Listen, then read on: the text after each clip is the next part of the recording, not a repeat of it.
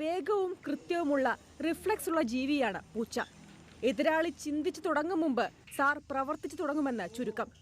അതുകൊണ്ടാണ് അണലിക്കും മൂർഖനും മുന്നിൽ വരെ നെഞ്ചു വിരിച്ചു നിൽക്കാൻ പറ്റുന്നത്. പഠനങ്ങൾ പറയുന്നത് പൂച്ച മനുഷ്യനെ കാണുന്നത് അതിന്റെ ഫാമിലിയിൽപ്പെട്ട ആളായിട്ടാണത്രേ. അതുകൊണ്ടാണ് അത് വേട്ടയാടി പിടിച്ച് എലിയെയും പക്ഷികളെയും പാമ്പിനെയും ഒക്കെ നമുക്ക് കൊണ്ടുതരുന്നത്.